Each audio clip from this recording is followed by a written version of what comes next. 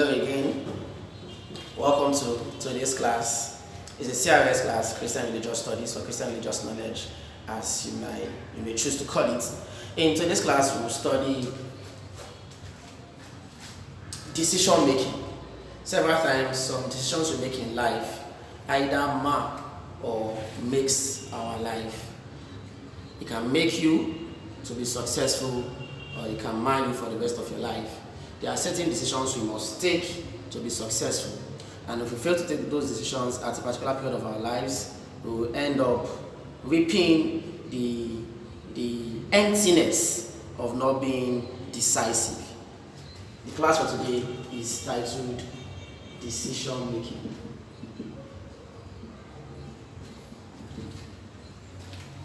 And in this topic, we have 4 subheadings or 4 subtitles. Under decision making, we have 4 subtitles. The first will have reliance on a medium.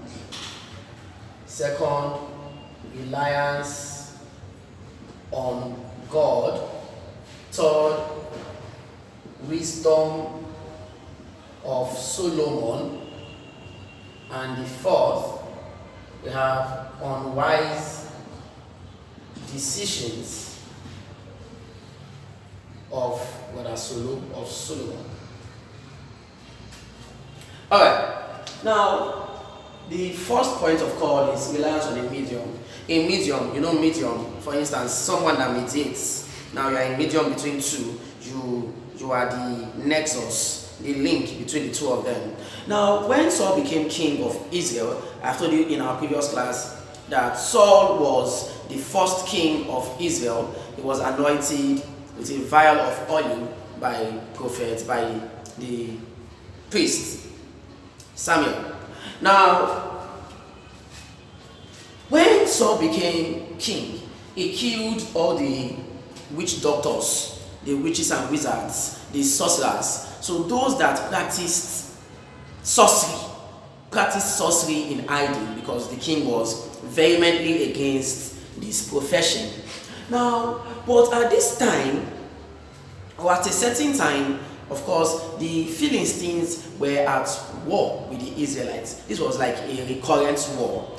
Now, Saul tried to consult God on whether to go to battle against the Philistines, but God did not answer Saul, either through urine. Urine is the somewhat ornament worn by the priest. It's like a breastplate that you can use, a breastplate, if you can remember, something like aluminium that goes round their breast, and the priest can use it to consult. It's a means of consulting God. It's called urine. Turin. Now, God did not answer Saul either through urine, neither did God answer Saul through dreams. And Saul was kept in the dark on whether to stay mute and stay defenseless or attack the Philistines, go to war with the Philistines. He did not get any response from God when he asked God. The reason being that the spirit of God in Saul had already left Saul due to the disobedience of Saul with regards to the Amalekites. Now, Saul knew that the only way to get an insight into what will happen in battle was to seek the face of Samuel, who was already dead at this time. So Saul, at night, disguised himself and went to a medium, a sorcerer, a witch. Went to a medium at a place called Endor. The reason for Saul's disguise was to ensure that the medium can give him a response, because if the medium realizes that is Saul, she will think that Saul wants to kill her, and so she will say she does not do sorcery. Saul went to Endor to meet a medium, and Saul told the medium that he wants to consult the spirit of Samuel. One thing led to another. The medium realized that was King Saul, and she pleaded with King Saul not to kill her, but King Saul told her that he will not kill her. She raised the spirit. She invoked the spirit of Samuel to speak with Saul, and Samuel told Saul why he saw disturbing him.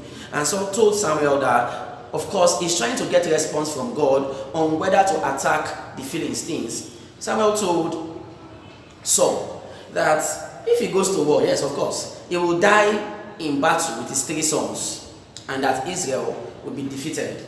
Eventually, Saul went to war and died with his 3 sons, Jonathan, Abinadab, and Malchishua, on the same day. Saul, in seeking for instructions with regards to whether to go to war or not, did not rely on God. He did not rely on his instincts. He relied on a medium. Before Saul made decision to go to war or not, he relied on the powers of what? A medium. Are you following me?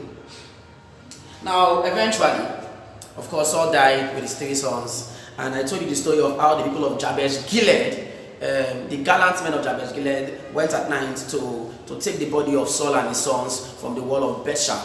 Eventually, David took the bones of Saul and Jonathan. Remember, Jonathan was a very close friend of David. The Bible says that Jonathan loved David like he loved himself, to the tune that he supported David's bid to become king against his father and against his own throne. Because of course, Jonathan was first son and supposed to inherit the throne of his father. But he knew that the Spirit of God was with David, and David was already anointed king. He told David that he will help David to become king on the condition that David should make him what? Second in command.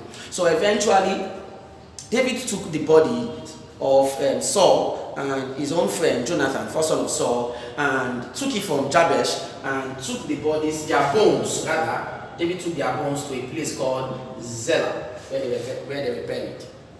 That is all that there is with regards to reliance on a medium. Remember, the place that Saul went to meet the medium is called Endor. It's called Endor, and Saul disguised. Saul went at night.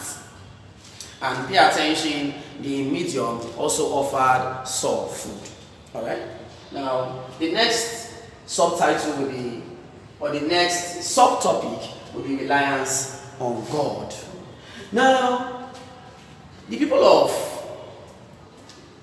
Amalek, called the Amalekites,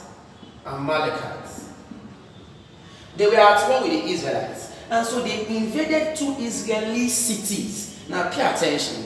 You know that there is a difference between Israelites and Israeli. Israeli. Now, these 2, of course, refer to the people of Israel. But there exists a slight difference. Now, in biblical times, the people of Israel are called Israelites. But in more recent time, after the Israelites discovered their promised land, their nationality changed from Israelite to what? Israeli. In this light, in this discourse, Moses, Abraham, and even Jesus, they are not Israelis, they are what? Israelites. But current people that are aborigines of Israel, like for instance, the Prime Minister of Israel, Benjamin Netanyahu, is not Israelite, he is what? Israeli. Are we together? Now, the Israelites were at war with the Amalekites, and the Amalekites invaded 2 Israelite cities called Negeb and Ziklag. Now, they invaded Negeb and Ziklag and took the inhabitants of Negeb and Ziklag as war prisoners. They also captured 2 wives of David called Abinoam and Abigail. Now, 3 days later, when David and his men returned to Negeb and Ziklag, they realized that the cities have been destroyed and their wives have been taken into captivity. And the men were crying, they were wailing They were angry with David. But David kept calm. He did not consult a medium like his predecessor. The person that comes before you in a position is your predecessor. Then you come in after your predecessor, you are his what? Successor. Now the predecessor of Saul, King Saul, is David. That is after Ishbosheth, because Ishbosheth was first king before David became king. So we can say Saul's successor was Ishbosheth. Ishbosheth's successor was David, but the predecessor of David is what? Ishbosheth. The successor of David is Solomon. Predecessor of Solomon is what? David. I believe we are together.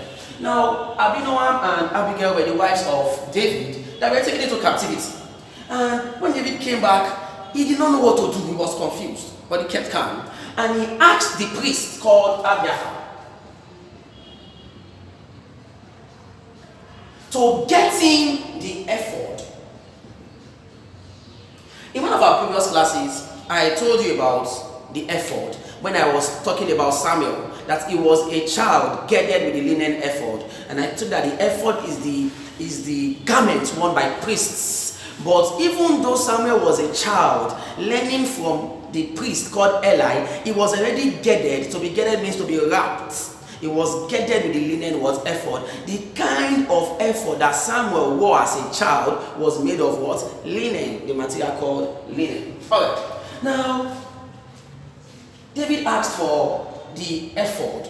With this ephod, you can consult God, because it was worn by the priests. And he took it from the priest called what? Abiathar, who was the son of Ahimelech. Are we together?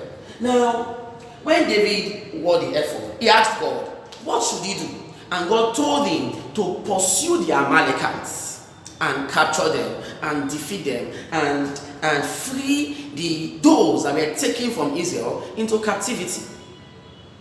And so David followed the instructions of God and went on hot pursuit for the Amalekites. And they had a breakthrough when they saw an Egyptian boy who was sick and abandoned by his Amalekite master. Are we together?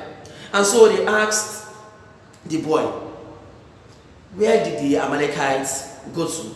And he told them that he was abandoned by his Amalekite master, and he told them that he will direct them that they should not kill him. Of course, they did not kill him. They gave him food, he ate, he was fine.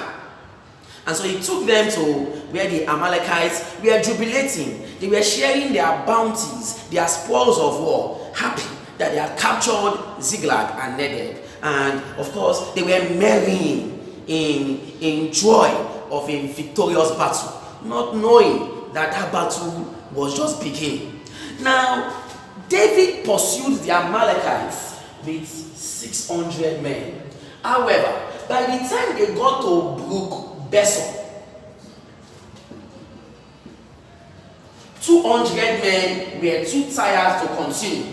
So eventually, 400 men followed David to where the Amalekites were. And when David, of course, raged on the Amalekites and his men, he destroyed all of them that were present. The Bible said, among the several number of Amalekite soldiers, only 400 did not die by the sword of David and his men. These 400 did not run with their foot. They ran. They mounted camels. Are we together? The number of Amalekite soldiers that were not killed by David and his men were how many? 400. Who fled on what? Camels. And eventually, I told you that when David and his men destroyed the Amalekites, they freed the captives of the Amalekites, including the two wives of David, who were previously captured, called Abinoam and Abigail. That was how David relied on God. But Saul relied on what? A medium. That is what there is with regards to reliance on a medium and reliance on God. We will now discuss wisdom of Solomon. Solomon, of course, was not the first son of David, but Solomon was the successor to David, because the wife of Uriah who David took from Uriah after killing Uriah, who was called Bathsheba.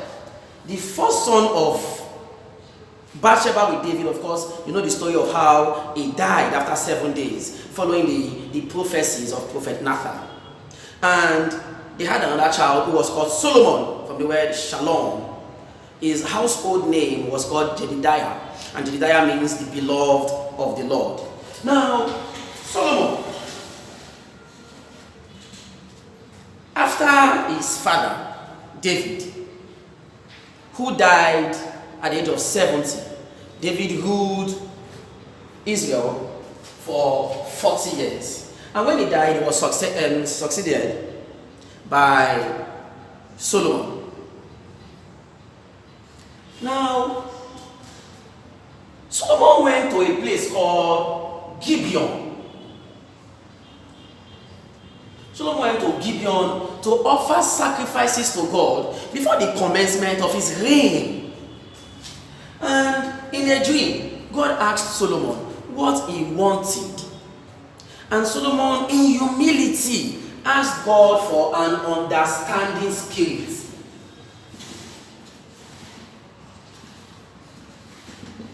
Solomon asked God for an understanding spirit to rule the people of Israel. God was pleased with this request and told Solomon that because Solomon did not ask for riches, neither did Solomon ask for the death of his enemies, that he will grant Solomon his request of an understanding spirit and also grant Solomon riches. Pay attention. And that if Solomon walks in his tenets, if Solomon is righteous before him, coupled with the fact that he will give Solomon an understanding spirit, which you can call wisdom, and riches to the extent that nobody that has lived will be as rich as Solomon, but that will live. Solomon was extremely wise as well. Now he said that if Solomon walks in his ways according to his father David, that he will grant Solomon long life. So he gave Solomon 2 unconditional virtues, but the third virtue he gave to Solomon was based, it was hinged on Solomon's obedience to God. That is why Solomon did not live long, because he did not obey God. We get to that part in today's class. Now, Solomon exhibited his wisdom firstly in the case of 2 harlots who had two sons, and one of them died and one was still living, and they argued as to who is the mother of the surviving son. And so Solomon asked for his sword to split the child into 2, give one to the first harlot and the other to the second harlot, and so that the case will be closed. And one of the harlots said, yes, let the child be split, it will neither be mine nor yours. And the other said, no, let the child live, give it to her. Solomon knew, of course, the compassion of a mother when the woman spoke, and so he gave it to the other that said, let the child be given to the other one. And these marveled people as to how Solomon was able to hatch such a plan to know the real owner of the child. Solomon exhibited so much wisdom. Solomon thought about animals. He talked about flowers. Solomon uttered 3,000 proverbs. Solomon uttered 3,000 proverbs. And he also sang 1,005 songs from one man. It is believed that Solomon, or admittedly, Solomon wrote 2 books of the Bible, Songs of Solomon and Proverbs. And it was also believed by some Bible scholars that it was Solomon that also wrote Ecclesiastes. But it is believed by some other Bible scholars that if Ecclesiastes was written by Solomon, some words in Ecclesiastes would not be there, because they believe that during the time of Solomon, those words were not in use. So Ecclesiastes as a book of Solomon is still under dispute. But Songs of Solomon and the book of Proverbs in the Bible were written by Solomon. And of course, you know who wrote the book of Psalms? King David. You know who wrote Acts of the Apostles? Right? Luke. Alright, the same person that wrote the book of Luke. Now, Solomon showed his wisdom also in the building of the temple of God. Remember, David wanted to build a temple, a house for God. But because of David's incessant warfare. David did not enjoy peace. And in wartime, developments cannot take place. Developments are hinged on peace. A country that is at war cannot develop. So because David was always at war, he did not have enough time to build a house for what? God. And Solomon decided to build a house for the Lord. Now, in building this house, Solomon was very, very tactical. Solomon had some natural resources. And he knew of another country that has the natural resources to build a temple. That country is called Tyre. The country called Tyre is also called Lebanon. And the king of Tyre, that Solomon had a treaty with. A treaty is an agreement between two leaders or two countries. When it is between two, it is called bilateral. When it is between more than two countries or more than two leaders, it is called multilateral treaty.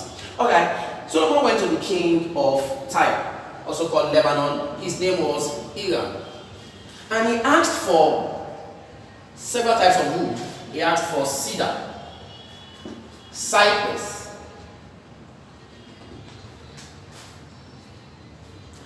in the building of the temple.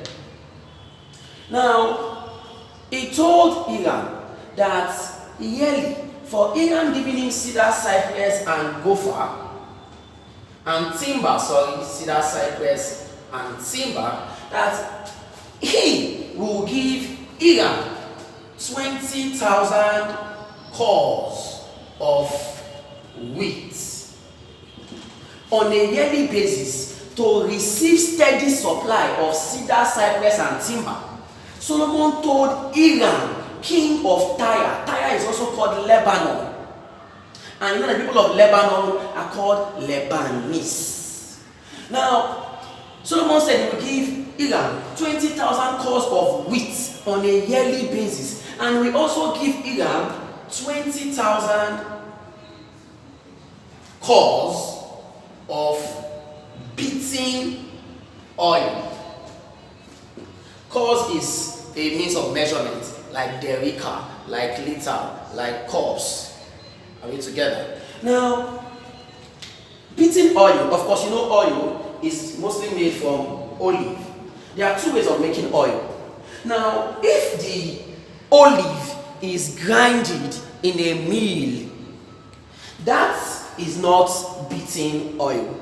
The best form of oil in biblical times was the pounding of the olive leaf on a mortar and pressing it. They have two types of oil. They have pressed oil and beaten oil. Pressed oil is when the machine grinds the olive and brings out oil. But beaten oil is when you pound your olive in a mortar. It is the best form of oil. And that was what Solomon said he will give king of Tyre, Hiram, on a yearly basis for receiving cedar, cypress, and timber to build the temple of God. And Solomon also taxed the Israelites. He also taxed the Israelites in the building of the temple of God. And the taskmaster during the dispensation of Solomon, during the reign of Solomon, was called Adonijah. Adonijah was the person that Solomon used to collect tax from the Israelites. And with this, we can simply understand the wisdom of Solomon. Uttered 3,000 proverbs, sang 105 songs, spoke about different things about life. Solomon can be said to be a philosopher, to the extent that he attracted a woman from Ethiopia in Africa, Queen Sheba. Now, Solomon was so wise. The Bible said that Solomon was wiser than the wisest people that lived in the East. Now, there was a man called Mahol, a very wise man called Mahol, that had wise children.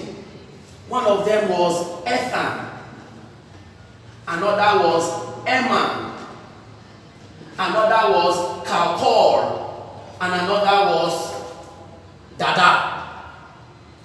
These four sons of Mahol were extremely wise. They were the wisest of them all. But the Bible says that Solomon was wiser than them.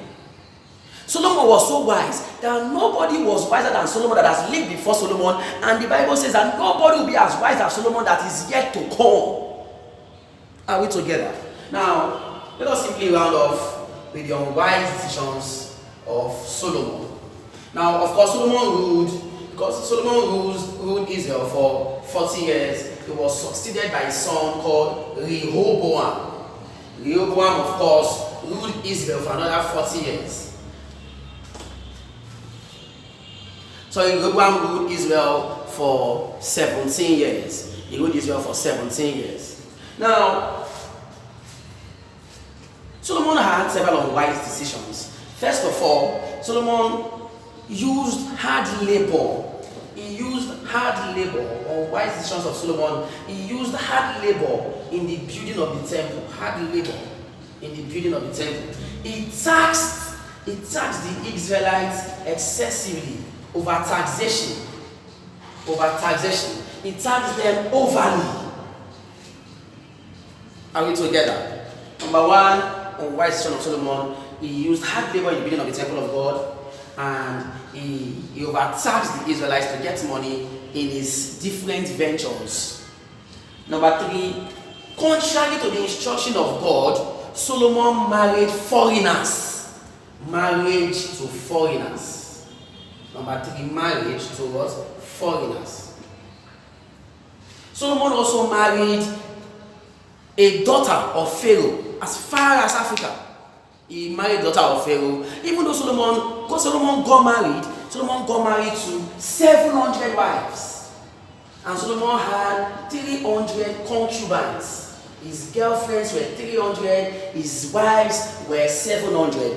But in the Bible, only one of the wives of Solomon was mentioned. That is, only one of them had a name mentioned in the Bible, and her name is Naham. Are we together? Now, Solomon, of course, he married foreigners, and he also took his mind from God and started worshipping the gods of his foreign wives, who worshipped what? Foreign gods. So number four unwise decision of Solomon will be the worship of foreign gods. Small letter G. Now, coupled with the unwise decisions of Solomon, we can also see or had the unwise decisions of Rehoboam. Now, Solomon had a servant called Jeroboam. Now, do not confuse these two names. The successor to Solomon, that is Solomon's son, is Rehoboam. Solomon had a servant called Jeroboam. Now, Jeroboam tried to rebel against Solomon in the later years of Solomon's reign, and Jeroboam was exiled to Egypt. But when Solomon died, Jeroboam did not have any reason to flee from Israel again, so Jeroboam returned to Israel. At this time, Jeroboam was still ruling the Israelites in his early days. Now, Jeroboam gathered all the elders of Israel and told them that they should go and meet Rehoboam and tell Rehoboam not to treat them the same way his father treated them. That he should make their burden lighter, not treat them, overtax them, or force them to labor for the government. Are we together? And so the elders of Israel and this man called Jeroboam now met Rehoboam at a place called Shechem. And in Shechem, they told Rehoboam that he should please lighten their yoke. He should not be as hard as them as his father. And Rehoboam told them to go and come back in 3 days. In how many days? 3 days. That he will tell them whether or not he will lighten their yoke, lighten their burden, or be like his father. And so Solomon sought counsel. Passage of 6. He sought counsel from his father's advisors, who were old men. And these men told him that he should lighten the yoke of the Israelites, that he should not treat them like the same way his father treated them. Rehoboam now went to his own friends, who were very young and did not know anything about life. And he asked them, what should you do to the Israelites? And he has told them to come in 3 days' time. That should he lighten their yoke or be like his father? And his friends told him that he should be as hard as his father, even harder than his father. That it takes a strong king to be hard.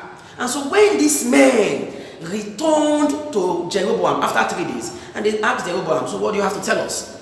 They returned to Rehoboam, these men, the elders of Israel, and Jeroboam now returned to what? Rehoboam after what? 3 days. Because Rehoboam told them to come back in what? 3 days. Rehoboam told them that his father chastised them with whips. He said, my father chastised you with what? Whips. He told them, that one is small, that he will chastise them with scorpions. I will chastise you with what? Scorpions. Now if his father used whips to whip them, he will whip them with scorpions. He said his little finger. He said, my little finger is like my father's loins. The loin is the part of a human body between the rib and the hip. That part, you can feel it, how large it is. He said that how large his father's loin is can be compared to his little finger. That what his little finger can do is what his father's loin will do. This means that it will be fierce. If his father was brutal, it will be a devil in human form. Are we together? And the Israelites did not take this with pleasure. They were angry. And they said,